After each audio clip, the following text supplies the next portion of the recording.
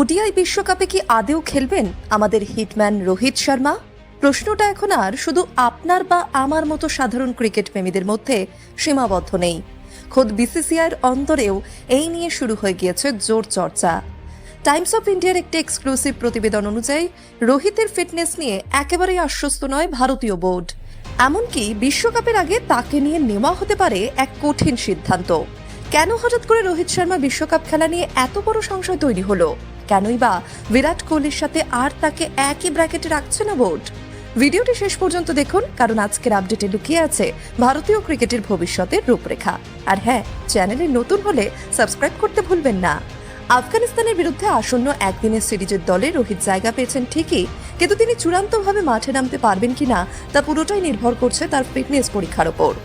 চলতি আইপিএলে হ্যামস্ট্রিং এর চোটের কারণে মুম্বাই ইন্ডিয়ান্সের হয়ে একাধিক ম্যাচে মাঠে নামতে পারেননি তিনি। আর ঠিক সেই কারণেই দল ঘোষণার আগেই নির্বাচকরা তার ফিটনেস রিপোর্ট চেয়ে পাঠান। বোর্ডের এক সূত্রের দাবি, রোহিতের শরীর আদৌ 50 ওভারের ক্রিকেটের প্রবল চাপ নিতে পারবে কিনা তা নিয়েই তৈরি হচ্ছে সবচেয়ে বড় সংশয়। সবচেয়ে বড় প্রশ্ন হলো 50 ওভারের ফিল্ডিং। বোর্ডের এক সূত্র টাইমস অফ ইন্ডিয়াকে জানিয়েছেন, রোহিত ওই 3 সপ্তাহ বিসিসিআই সেন্টার অফ এক্সেলেন্সে রিপোর্ট করেননি। তিনি আগের চেয়ে অনেক রোগা হয়েছেন ঠিকই, কিন্তু শরীর উচ্চ পর্যায়ে ক্রিকেটের ধকল নিতে পারবে কিনা তা নিয়ে প্রবল উদ্বেগ রয়েছে। মনে রাখবেন, একদিনের ক্রিকেটে টানা 50 ওভার ফিল্ডিং করতে হয়। আইপিএল এর মতো এখানে ইম্প্যাক্ট প্লেয়ারের কোনো সুবিধা নেই।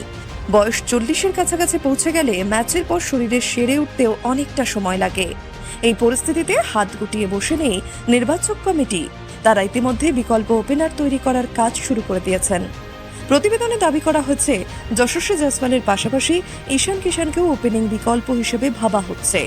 বোর্ড সূত্রের বক্তব্য, বিশ্বকাপের আগে খুব বেশি একদিনের ম্যাচ বাকি নেই। যশস্বীও এখনো খুব বেশি ম্যাচ খেলেননি, তাই ঈশানকে দলে নেওয়া হচ্ছে যাতে তাকে ওপেনার হিসেবেও ব্যবহার করা যায়। রোহিত যদি বিশ্বকাপে খেলতে না পারেন বা গিল ও যশস্বীর মধ্যে কেউ চোট পান, তবে অতিরিক্ত ওপেনার তৈরি রাখাটা দলের জন্য অত্যন্ত জরুরি। প্রতিবেদনের সবচেয়ে তাৎপর্যপূর্ণ অংশটি হলো, বিসিসিআই ও টিম ম্যানেজমেন্ট নাকি এখন আর বিরাট কোহলি ও রোহিত শর্মাকে একই কাঠামোয় রাখতে নারাজ। বোর্ডের মতে, বিরাটের ফিটনেস এখনও দেশের সেরা ক্রিকেটারদের পর্যায়ে। তার বর্তমান ফর্ম নিয়েও কারোর কোনো প্রশ্ন নেই, কিন্তু রোহিতের ব্যাটিং অ্যাপ্রোচ নিয়ে টিম ম্যানেজমেন্ট একেবারেই সন্তুষ্ট নয়। বিশেষ করে শুরুতে আক্রমণাত্মক মেজাজে রান তুলে দেওয়ার ক্ষেত্রে তার পুরনো ধার আর দেখা যাচ্ছে না বলে মনে করছেন নির্বাচকদের একাংশ। এক বোর্ড কর্তা স্পষ্ট জানিয়েছেন, এই মুহূর্তে বিরাটের ফিটনেস ও ফর্ম ভারতের বেশিরভাগ ক্রিকেটারের চেয়ে ভালো, তাই বিরাট আর রোহিতকে একসঙ্গে বিচার করা যাবে না। মেডিকেল টিমের সঙ্গে আলোচনা করে রোহিতকে নিয়ে কঠিন সিদ্ধান্ত নিতেই হবে। আফগানিস্তানের বিরুদ্ধে এই সিরিজটি আপাত দৃষ্টিতে একটি সাধারণ দ্বিপাক্ষিক লড়াই মনে হলেও ভারতীয় ক্রিকেটের ভবিষ্যৎ পরিকল্পনার ক্ষেত্রে এটি অত্যন্ত গুরুত্বপূর্ণ। বিশ্বকাপকে সামনে রেখে টিম ম্যানেজমেন্ট যে এখন থেকেই ধীরে ধীরে দলের খোলনলচে বদলানোর রূপরেখা তৈরি করছে, এটা তারই স্পষ্ট ইঙ্গিত। রোহিতের অভিজ্ঞতা নিয়ে কোনো সন্দেহ নেই, কিন্তু দীর্ঘ ফরম্যাটের একদিনের ক্রিকেটে ফিটনেস, ধারাবাহিকতা এবং মাঠে টিকে থাকার ক্ষমতাই এখন সবচেয়ে বড় আলোচ্য বিষয়।